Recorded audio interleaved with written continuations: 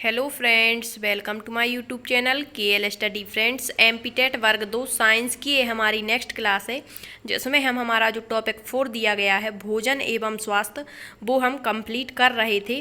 तो इसकी ये हमारी तीसरी क्लास रहेगी। ठीक है, इससे पहले हमारे 3 टॉपिक जैसे ब्रह्मांड है, ब्रह्मांड वाला टॉपिक क्लियर कराने के बाद आपको उसके कुछ प्रैक्टिस सेट भी करवा दिए थे। इसके बाद मापन के बाद आपका जो केमिस्ट्री का टॉपिक दिया गया है, जैसे धातु, अधातु, अणु, परमाणु वगैरह, पदार्थ, तत्व, यौगिक, ये भी हमने कंप्लीट कर लिए थे। तो इनकी प्लेलिस्ट बनी हुई है, आप जा कर के वहाँ पर देख सकते हैं। ठीक है, एमपीटेट वर्ग 2 साइंस के नाम से प्लेलिस्ट है, तो वहाँ सारे वीडियोस पड़े हुए हैं, तो आप जा कर के देख लें। आज की क्लास में हम पढ़ने वाले हैं भोजन एवं स्वास्थ्य में जो हमारा भोजन के घटक होते हैं या जो हमारे शरीर के लिए आवश्यक पोषक तत्व होते हैं, इनकी संख्या आपको बताई थी कितनी होती है, 7। तो इनसे पहले हमने जैसे हमारा कार्बोहाइड्रेट, प्रोटीन, वसा, विटामिन वगैरह पढ़ लिए हैं, खनिज लवण। आज हम पढ़ेंगे जल के बारे में, क्योंकि जो जल है यहाँ से आपका एक क्वेश्चन पूछा ही जाता है। ठीक है, तो ये मोस्ट इंपोर्टेंट टॉपिक रहेगा। इसके बाद जल के बाद हम पढ़ेंगे कुछ आपके पोषक तत्वों में, जैसे रुक्षांश हो जाता है। क्या हो जाता है? रुक्षांश।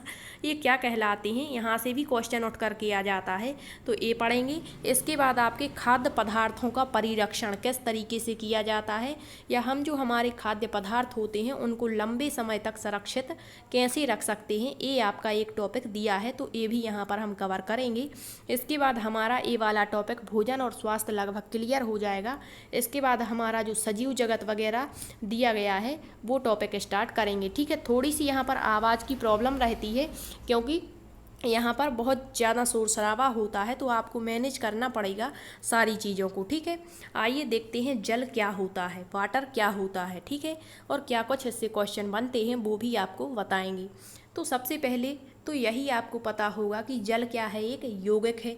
अब हम बार बार आपको नहीं बताएंगे कि यौगिक क्या होते हैं, तत्व क्या होते हैं, पदार्थ क्या होते हैं, क्योंकि हमने केमिस्ट्री वाले टॉपिक में बहुत अच्छे तरीके से पढ़ लिया है। ठीक है, तो जल क्या है, एक यौगिक है, और इसका अणुसूत्र क्या होता है, H2O होता है। मतलब इसमें हाइड्रोजन के 2 अणु और ऑक्सीजन का 1 अणु मिलकर के जल का निर्माण करते हैं। ठीक है, तो सूत्र याद रहेगा आपको। और जल क्या है, एक यौगिक है। अब क्वेश्चन इस तरीके से पूछ लेगा, सिंपल सा क्वेश्चन, कि जल क्या है या जल है, और ऑप्शन में दे दिया। फर्स्ट ऑप्शन दे देंगे कि यौगिक है, दूसरा ऑप्शन देंगे आपको कि तत्व है, तीसरा देंगे कि पदार्थ है। तो आपको बताना है कि जो जल है वो क्या है, एक यौगिक है, और अणुसूत्र इसका H2O होता है। इसके अणुसूत्र से स्पष्ट है कि जल का एक अणु, ये पूरा क्या हो गया, जल का एक अणु हो गया। तो जो जल का एक अणु है वो हाइड्रोजन के 2 परमाणु और ऑक्सीजन के 1 परमाणु के संयोग से बना होता है। अतः हाइड्रोजन एवं ऑक्सीजन जल के अवयव हैं। तो आपको याद होगा, हमने केमिस्ट्री में जब आपको हाइड्रोजन के बारे में पढ़ाया था, मतलब आपकी जो धातु अधातु होती है इनके यौगिक बताए थे, तो वहाँ पर हमने जल की चर्चा की थी, और जल एक यौगिक है ये भी आपको बताया था। और भारी जल क्या होता है, किसने खोज की थी, जब हमने हमारे हाइड्रोजन के समस्थानिक पढ़े थे, ड्यूटेरियम, प्रोटियम वगैरह, ट्राइटियम, तो आपको बताया था। एक बार फिर से आप देखेंगे यहाँ पर, तो जल क्या है, एक यौगिक है, अणुसूत्र H2O है। यह हाइड्रोजन के 2 और ऑक्सीजन के 1 परमाणु से जल का एक अणु बनता है। ठीक है, अब हाइड्रोजन एवं ऑक्सीजन जल के क्या हो गए, अवयव हो गए, किंतु जल हाइड्रोजन और ऑक्सीजन के गुण भिन्न होते हैं। मतलब जो जल है, जल में जो हाइड्रोजन दिख रहा है आपको और ऑक्सीजन, इनके गुण कैसे होते हैं, भिन्न भिन्न होते हैं। सामान्य दशा में जल एक द्रव्य है, मतलब आपने देखा होगा जल किस रूप में पाया जाता है, द्रव्य। वैसे ही आपको बता दें कि जल जो है वो हमारी तीनों अवस्थाओं, ठोस, द्रव और गैस, तीनों रूपों में पाया जाता है। तो यहाँ पर दिया है कि सामान्य दशा की बात की गई है, तो सामान्य दशा में जल कैसा होता है, द्रव रूप में होता है, जबकि हाइड्रोजन और ऑक्सीजन क्या है, गैसें हैं। तो यही इनने बताया है कि जो जल है, जल अलग है और हाइड्रोजन ऑक्सीजन के गुण अलग हैं, लेकिन जब ये मिलते हैं तो क्या बना देते हैं, जल का एक अणु बना देते हैं। ठीक, अब देखते हैं जल कैसा है, एक स्थायी यौगिक है। जल को उबालने पर वह वाष्प में बदल जाता है, किंतु वाष्प को ठंडा करने पर पुनः जल प्राप्त हो जाता है। मतलब ये एक चक्र टाइप का चलता है कि जल को यदि हम ठंडा करते हैं तो जल को यदि हम उबालते हैं तो वो वाष्प बन जाता है, और वाष्प को जब ठंडा करेंगे तो पुनः जल प्राप्त हो जाएगा। ठीक है, वास्तव में जल अणुओं हाइड्रोजन एवं ऑक्सीजन अणुओं में तोड़ने के लिए जल के अणुओं को, यहाँ ए कहा गया है, थोड़ा सा कहीं कहीं टाइपिंग मिस्टेक होती है तो आप मैनेज करेंगे। वास्तव में जल के अणु जो होते हैं इसमें हाइड्रोजन और ऑक्सीजन के अणुओं को तोड़ने के लिए कितने तापक्रम की आवश्यकता होती है, तो 500 डिग्री तापक्रम की आवश्यकता पड़ती है, ये भी आप याद रखेंगे। नेक्स्ट है आपका, जल हमारे शरीर का प्रमुख अवयव है, यह मानव आहार का एक महत्वपूर्ण भाग माना जाता है। जिस तरीके से आपके कार्बोहाइड्रेट प्रोटीन वगैरह इंपॉर्टेंट होते हैं उसी तरीके से आपका जल भी क्या है, महत्वपूर्ण अवयव है आपके भोजन के लिए। ठीक है, नेक्स्ट है आपका पॉइंट, मानव शरीर के भार का मतलब मान के चलेंगे हम हर चीज़ को 100% मानते हैं, तो जैसे हमारे शरीर का भार जो है वो 100% है, तो इसमें से लगभग 65 से 75% भाग जल होता है। ये पूछा गया था पिछली बार क्वेश्चन कि मानव शरीर के भार का जल कितना प्रतिशत होता है, तो 65 से 75% होता है। जब भी हमें कभी उल्टियाँ या अतिसार से मानव शरीर में किस तत्व की कमी हो जाती है या किसकी कमी रहती है, तो जल की कमी हो जाती है। इस अवस्था को निर्जलीकरण कहा जाता है, या जल की कमी को क्या कहते हैं, निर्जलीकरण, डिहाइड्रेशन कहा जाता है। और निर्जलीकरण यदि बहुत अधिक हो जाता है तो इससे मनुष्य की मृत्यु तक हो सकती है। नेक्स्ट है, जल मानव शरीर के ताप को स्वेदन अर्थात जिसे पसीना कहते हैं तथा वाष्पन द्वारा नियंत्रित रखता है। नेक्स्ट है, यह शरीर के अपशिष्ट जो पदार्थ होते हैं उनके उत्सर्जन का महत्वपूर्ण माध्यम है। यदि जल नहीं होगा तो हमारी मृत्यु बिल्कुल निश्चित है। ठीक है, तो जल ही है जो हमारे शरीर के अंदर जो तरह तरह के अपशिष्ट पदार्थ होते हैं उनको बाहर निकालने में हमारी सहायता करता है। नेक्स्ट है, शरीर में होने वाली अधिकतर जैव रासायनिक अभिक्रियाएं जलीय माध्यम में संपन्न होती हैं। जल एक अच्छा विलायक होता है। जल कैसा है, एक अच्छा विलायक है। अब हम ये भी पढ़ चुके हैं कि विलेय क्या होता है, विलायक क्या होता है, विलयन क्या होता है। ठीक है, तो जल क्या है, एक बहुत ही अच्छा विलायक होता है। इसमें हम चीनी को घोलें तो ये अपने आप में पूर्ण रूप से घोल लेगा, नमक को घोल लेगा। हाँ, ये एक बात अलग होती है कि जो आघुलनशील पदार्थ होते हैं वो जल में नहीं घुलते, जैसे तेल, ये बसा होता है। ठीक है, तो ये भी हम पढ़ चुके हैं। नेक्स्ट है, जल शरीर की सभी कोशिकाओं का महत्वपूर्ण घटक है। सामान्यतया वयस्क व्यक्ति की औसतन 4 से 5 लीटर जल प्रतिदिन पीना चाहिए। मतलब एक वयस्क व्यक्ति को औसतन कितना जल पीना चाहिए, 4 से 5 लीटर जल प्रतिदिन पीना चाहिए। अब देखते हैं जल के स्रोत एवं वितरण। यहाँ से क्वेश्चन पूछा गया था पिछली बार कि जो महासागर होते हैं उसमें कितना % जल होता है, तो जल प्रकृति में प्रचुर मात्रा में पाया जाता है। ये तो आपने पढ़ा ही होगा, बचपन से पढ़ते आ रहे हैं। मतलब जब से हमने पढ़ना शुरू किया कि जल का लगभग 71% भाग जो है पृथ्वी का वो जल से घिरा हुआ है और 29% भाग पर आपका स्थल है। तो यहाँ पर जल प्रकृति में प्रचुर मात्रा में है, ये सभी को पता है। यह लगभग सभी प्राकृतिक द्रव्य जैसे हवा, मिट्टी, चट्टान, वनस्पति और प्राणी द्रव्य में विद्यमान है। ऐसा नहीं है कि जो चट्टान है उसमें जल नहीं है, सब में जल होता है। प्राकृतिक जितनी भी चीज़ें हैं, प्राकृतिक द्रव्य जैसे हवा में भी जल होता है, मिट्टी, चट्टान, वनस्पति एवं प्राणी द्रव्य सब में जल विद्यमान रहता है किसी न किसी रूप में। एक क्वेश्चन पिछली बार पूछा गया था कि पृथ्वी की सतह का कितना % भाग जल से ढका है। वहाँ इस तरीके से ऑप्शन दिए थे कि 1/3, 2/3 या 3/4 इस तरीके से। तो यहाँ पर थोड़ा सा कन्फ्यूजन हो जाता है, आप याद रखेंगे पृथ्वी की सतह का लगभग, वैसे तो लगभग 70 या 71% माना जाता है, लेकिन यहाँ पर चौथाई में पूछता है तो 3/4 भाग जल से ढका हुआ है।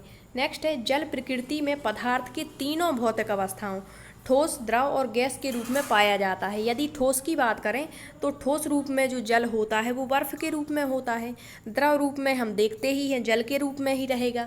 और गैस यदि भाप बन जाती है, वाष्प बन जाती है, तो जल का कौन सा रूप हो गया, एक गैस वाला रूप। तो जल एक ऐसा पदार्थ है जो प्रकृति में तीनों अवस्थाओं में पाया जाता है। ठीक है, नेक्स्ट है, बर्फ के रूप में यह ऊंचे पर्वतों के शिखर पर एवं ठंडे देशों में ऊंचे स्थानों पर पाया जाता है। पृथ्वी के ध्रुवों के निकट के क्षेत्र वर्ष भर बर्फ से ढके रहते हैं। अब थोड़े से स्रोत पर आप गौर करेंगे और अच्छे से इनको दिमाग में सेट करेंगे। यहाँ से क्वेश्चन बनता है कि कितना प्रतिशत जल किस स्रोत में पाया जाता है।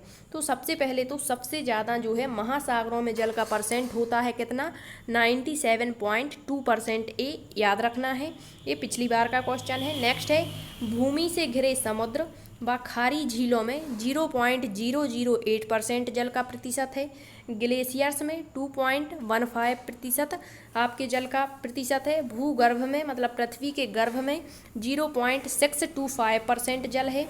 नदियों और मीठे जल की झीलों में 0.0091% है। वायुमंडल में 0.001% है। और कुछ अन्य स्रोत होते हैं। इस प्रकार से टोटल मिलाकर के 100% आपके जल का प्रतिशत इन सभी स्रोतों में देखने को मिलता है। ठीक है, अब देखते हैं जल के सामान्य प्रकार। आपने पढ़ा है कठोर जल, मृदु जल। ठीक है, फिर कठोरता भी पढ़ी होगी कि स्थायी कठोरता होती है जल में जिसे हम हटा नहीं सकते, और अस्थायी कठोरता। तो ये कठोर और मृदु जल क्या होता है, पानी के साथ क्रिया के आधार पर जल को, मतलब पानी के साथ जल क्या करता है, मतलब जो पानी है उसके साथ क्रिया होती है, जो भी हम कार्य पानी से करते जैसे कपड़े धोना या अन्य कार्य। ठीक है, तो पानी के साथ क्रिया के आधार पर जल को कठोर और मृदु जल के रूप में बांटा जाता है। तो कठोर जल क्या होता है, वह जल जो साबुन के साथ सरलता एवं शीघ्रता से काफ़ी झाग उत्पन्न नहीं करता, वो कठोर जल कहलाता है। इस जल के साथ बहुत अधिक साबुन खर्च करने पर भी झाग कम ही उत्पन्न होता है। ठीक है, नेक्स्ट है मृदु जल। तो ये आसानी से झाग उत्पन्न करता है, मृदु जल कहलाता है, तथा जल के साथ कम साबुन खर्च करने पर भी काफ़ी झाग यहाँ पर उत्पन्न होता है। ठीक है, अब जल की कठोरता के कारण क्या है, तो जल की कठोरता जो होती है वो दो कारणों से होती है, मतलब जल की कठोरता लवणों के कारण होती है। इसमें कुछ विशेष प्रकार के लवण घुले रहते हैं तो जल कठोर हो जाता है। जैसे जल में calcium bicarbonate, calcium chloride, calcium sulphate. तो इसको हम बार बार ना कह के एक बार ही कह सकते हैं कि कैल्शियम बाइकार्बोनेट, इसके बाद कैल्शियम बाइकार्बोनेट, क्लोराइड और सल्फेट, तथा मैग्नीशियम बाइकार्बोनेट, मैग्नीशियम क्लोराइड तथा सल्फेट के घुलने पर जल कठोर हो जाता है। अतः हम कह सकते हैं कि जल की कठोरता उसमें कैल्शियम और मैग्नीशियम की, बाइकार्बोनेट, क्लोराइड और सल्फेट लवणों के घुले रहने के कारण होती है। अब इसको भी दो कैटेगरी में डिवाइड कर दिया जाता है। एक अस्थायी कठोरता, पूछेगा अस्थायी कठोरता किस कारण होती है, ऑप्शन में देगा आपको कैल्शियम मैग्नीशियम के बाइकार्बोनेट के कारण होती है, या फिर कैल्शियम मैग्नीशियम के क्लोराइड या सल्फेट के कारण होती है। तो यहाँ देखेंगे जल में घुले लवणों के अनुसार जल की कठोरता दो प्रकार की होती है, एक तो अस्थायी और एक स्थायी कठोरता। अब हम इन दोनों को देखते हैं। अस्थायी कठोरता क्या होती है, तो जल की अस्थायी कठोरता उसमें कैल्शियम और मैग्नीशियम के बाइकार्बोनेट, केवल बाइकार्बोनेट की बात की गई है, कैल्शियम और मैग्नीशियम की, तो इसके कारण क्या होगी आपकी अस्थायी कठोरता। और स्थायी कठोरता किस कारण होगी, तो कैल्शियम और मैग्नीशियम के क्लोराइड और सल्फेट के कारण। तो ये थोड़ा सा अंतर है, याद रखना है।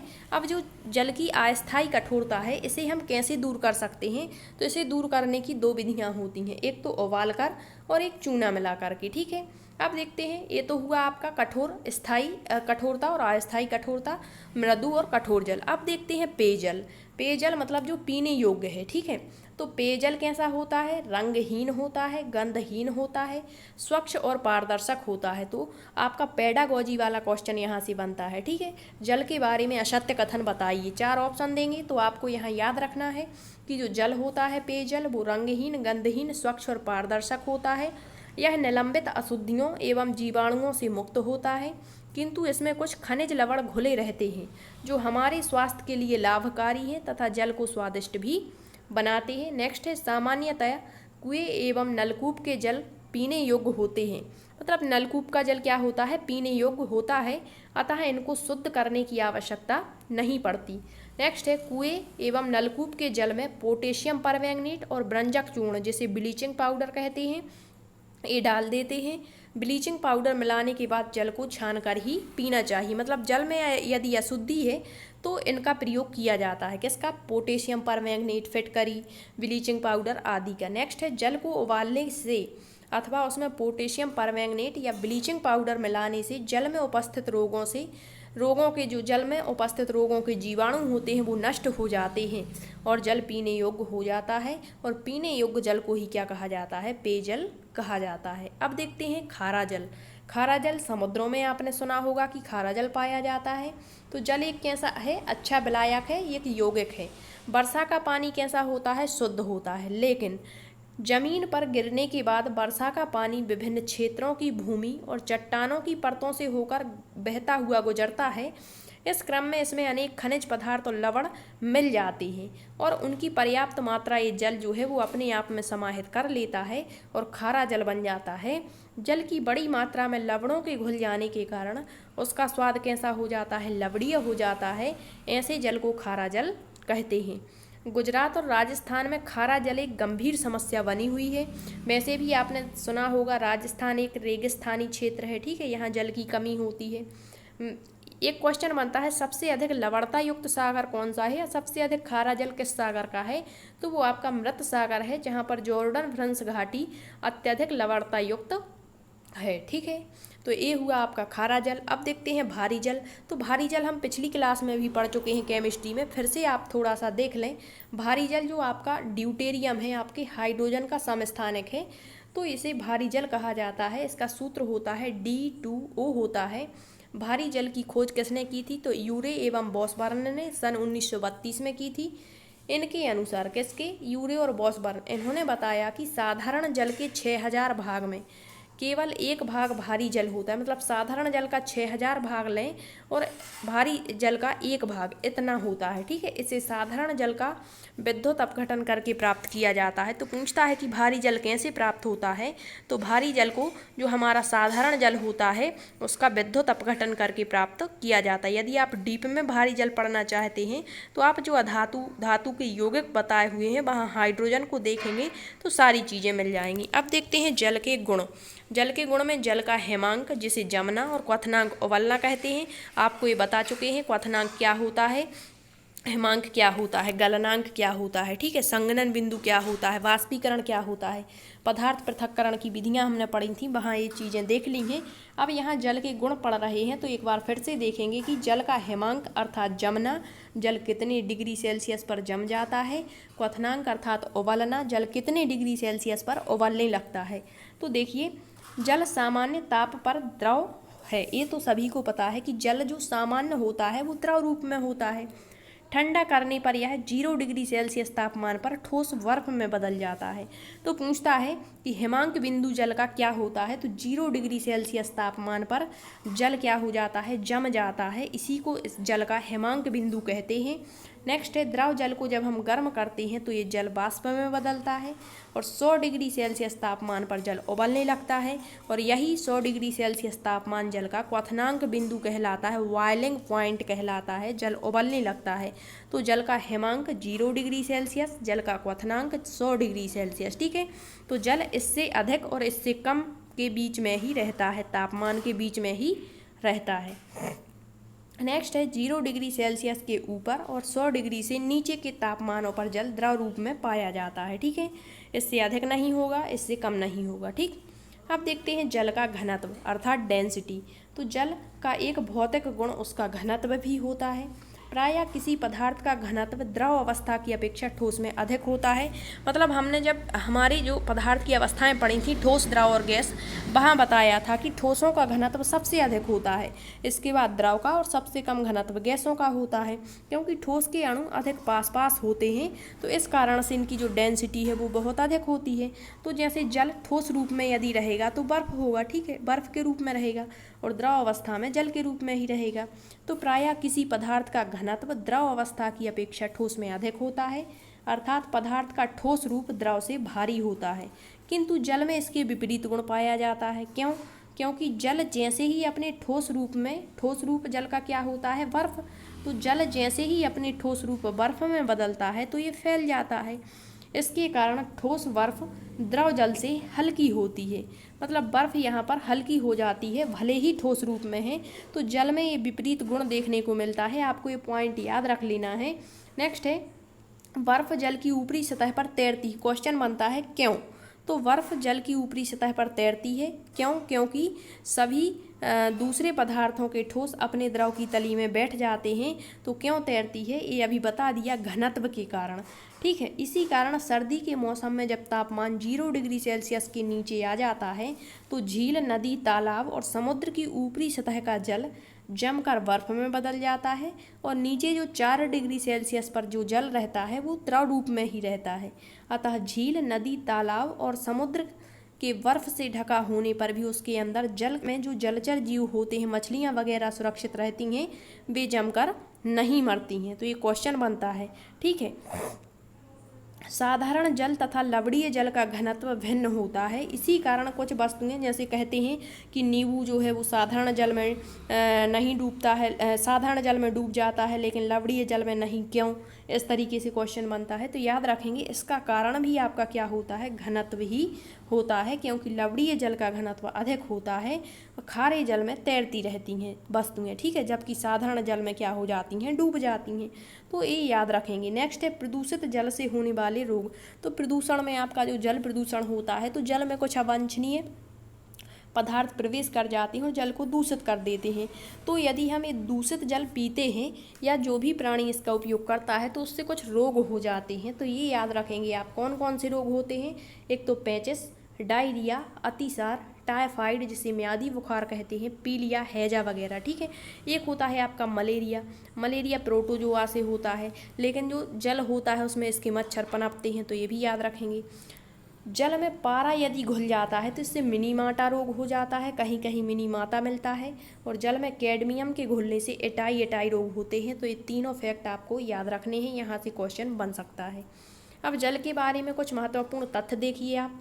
22 मार्च विश्व जल दिवस के रूप में मनाया जाता है। जल के अणुओं में कौन सा बल होता है, अंतराणविक आकर्षण बल होता है। शुद्ध पानी 0 डिग्री सेल्सियस पर जमता है, यही आपके जल का हिमांक है। और 100 डिग्री पर उबलता है, यही आपके जल का क्वथनांक है। नेक्स्ट है द्रव जल ठोस बर्फ से भारी होती है, इसे 4 डिग्री सेल्सियस पर इसका घनत्व अधिकतम होता है जल का। ठीक है, तो पूछेगा कि जल का घनत्व कितने डिग्री सेल्सियस पर अधिकतम होता है, तो 4 डिग्री सेल्सियस पर। नेक्स्ट है जल में घुली ऑक्सीजन के कारण मछलियाँ जीवित रहती हैं, इसीलिए एक्वेरियम में मोटर लगाया जाता है जिससे जल में और अधिक ऑक्सीजन को घोला जाए। बर्फ का घनत्व कम होना मछलियों के जीवित रहने में सहायक होता है। नेक्स्ट है रुधिर जो है हमारा, रक्त जो है, इसमें कितना % भाग जल होता है, तो 80% भाग इसमें जल होता है। और बाकी आपका जो 20% भाग होता है वो प्लाज्मा होता है। ठीक है, प्लाज्मा आपको बताएंगे। प्लाज्मा वो अवस्था होती है जो ना तो द्रव ना ही गैस, मतलब बीच में रहती है इनके। ठीक, नेक्स्ट है रोक्षांश, ये भी आपका पोषक तत्व है, अर्थात भोजन का अवयव माना जाता है। तो देखेंगे ये क्या होता है। भोजन के उचित पाचन के लिए रोक्षांश महत्वपूर्ण है, मतलब उचित तरीके से पाचन करता है।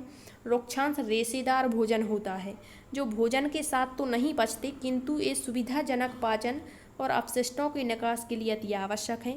इस प्रकार रोक्षांश हमारे पाचन को सरल और सुगम बनाते हैं। तो यदि ऑप्शन दे दें कि हमारे भोजन के पाचन को सरल और सुगम बनाने वाला पोषक तत्व कौन सा है, और ऑप्शन यदि इस तरीके से दिए हैं, रोक्षांश है, प्रोटीन है, कार्बोहाइड्रेट, तो आपको रोक्षांश ही लगाना है। ठीक है, यह शरीर में जल की मात्रा बनाए रखते हैं, भोजन की मात्रा को बढ़ाते हैं तथा भोजन के पश्चात पेट के भरा होने का एहसास देते हैं, एक कब्ज दूर करते हैं। क्या? रोक्षांश। नेक्स्ट है रोक्षांश हमें कच्चे फलों, सब्जियों, सलाद में बहुत अधिक मात्रा से प्राप्त होते हैं।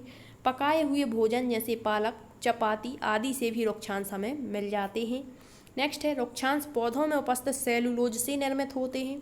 हमारे तंत्र में सेलुलोज पचाने के लिए एंजाइम नहीं होती, मतलब हम सेलुलोज को नहीं पचा पाते हैं।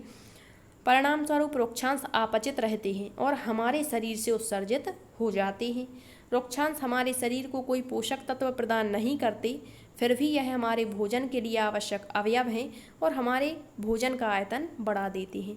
तो ये हुए आपके पूरे पोषक तत्व, कार्बोहाइड्रेट, प्रोटीन, वसा, इसके बाद विटामिन, खनिज लवण, जल। ठीक है, अब हम देखते हैं हमारा नेक्स्ट जो टॉपिक है भोज्य पदार्थों का संरक्षण।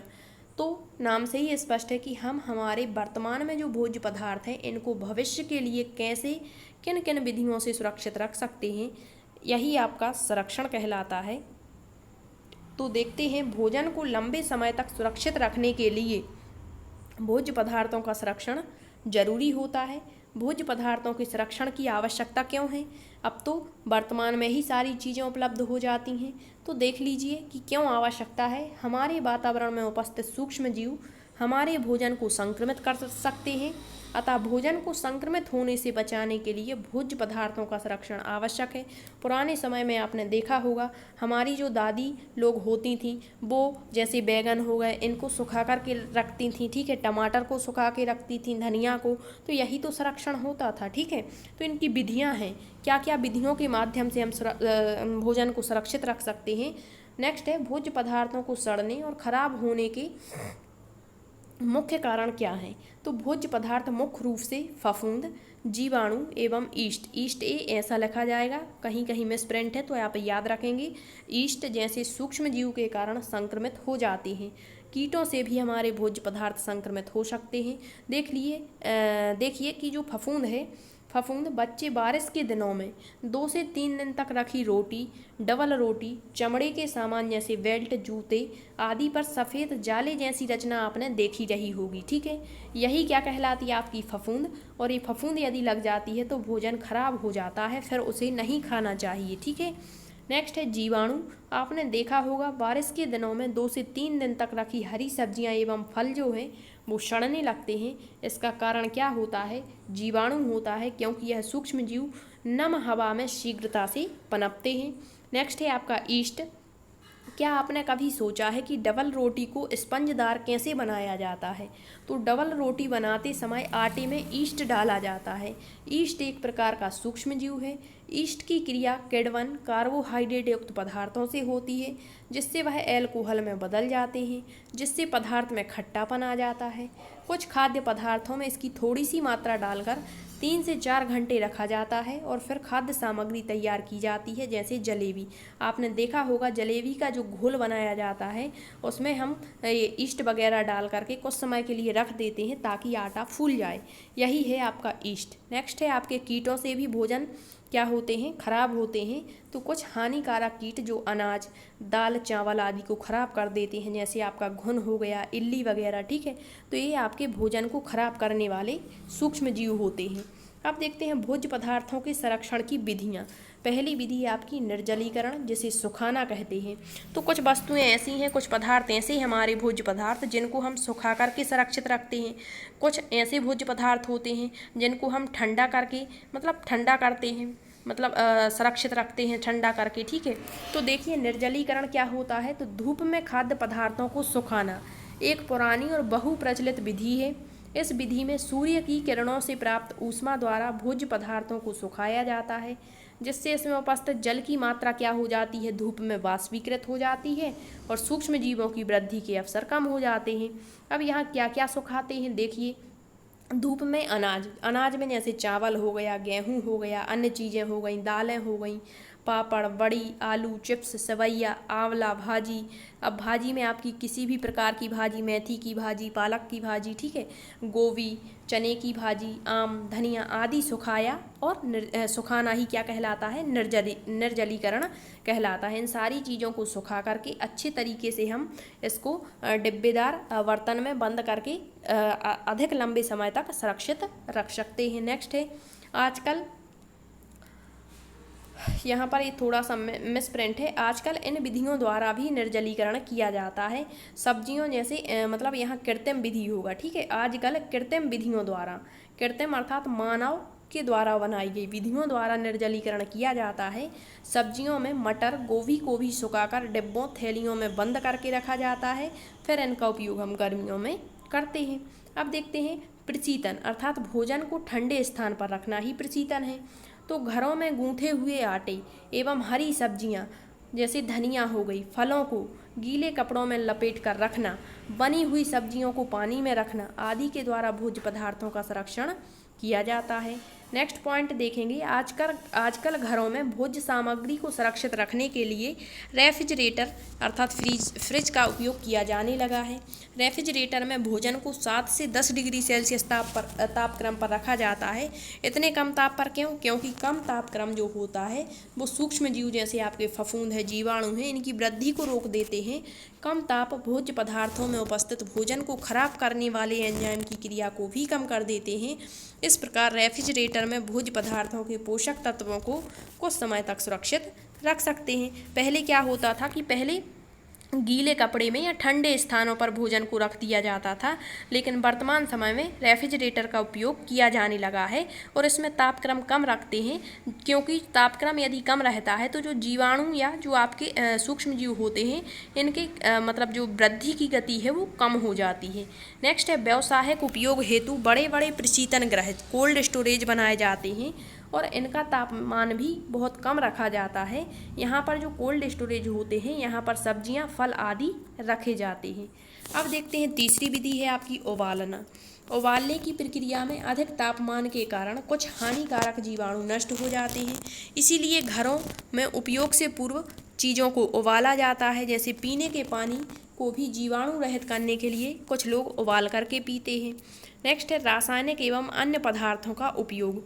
कुछ रासायनिक पदार्थ भी सूक्ष्म जीवों को उत्पन्न होने से रोकते हैं।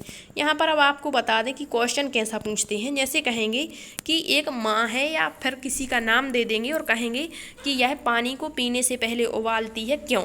ऑप्शन में देंगे पानी को अच्छा बनाने के लिए, पानी से जीवाणु नष्ट करने के लिए। ठीक है, तो इस तरीके से याद रखेंगे। उसमें जो छोटे छोटे सूक्ष्म जीव होते हैं उनको नष्ट करने के लिए। अब कुछ रासायनिक या अन्य पदार्थों का उपयोग भी हम सूक्ष्म जीवों को नष्ट करने के लिए करते हैं। जैसे sodium metabisulphide, potassium metabisulphide, sodium benzoate, सिरका आदि ऐसे रासायनिक पदार्थ हैं।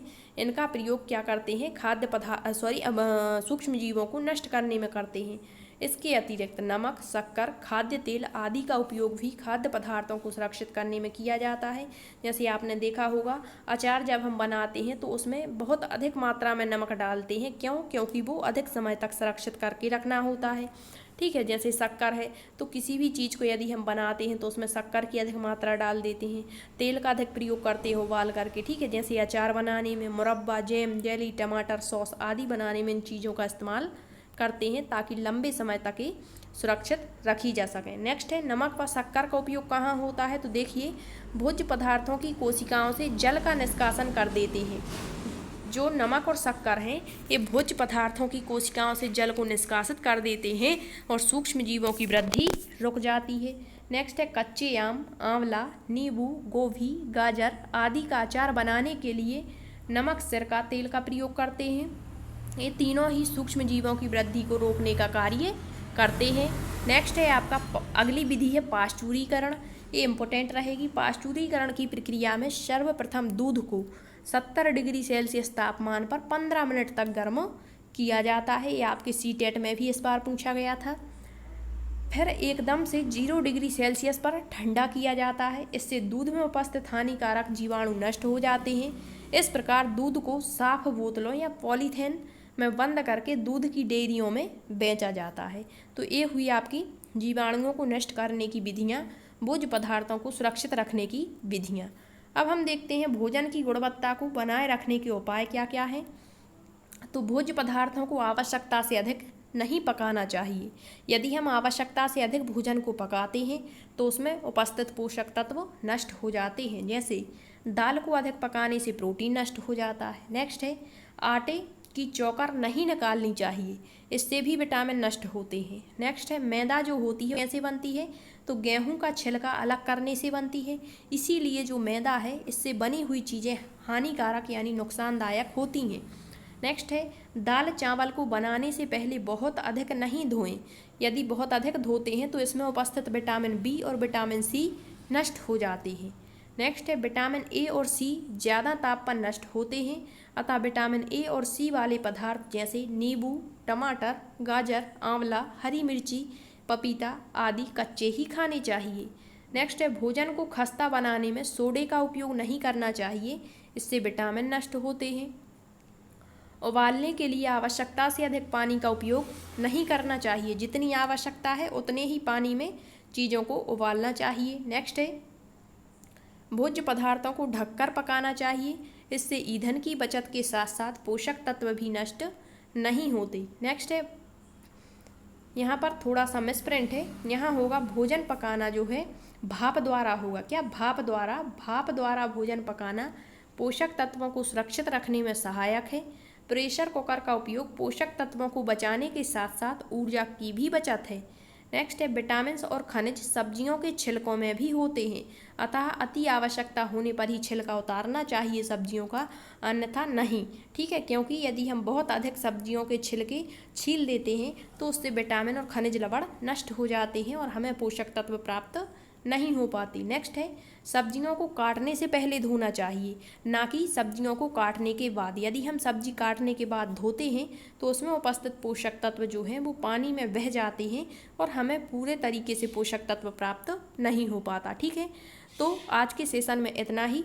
अब कुछ बच्चे कमेंट्स करते हैं कि आप कमेंट्स का रिप्लाई नहीं देते हैं। ठीक है, तो हमारे पास इतना टाइम नहीं होता है, फिर भी जो कमेंट्स हमें लगता है कि इसका हमें आंसर देना चाहिए तो हम ज़रूर उसका रिप्लाई देते हैं।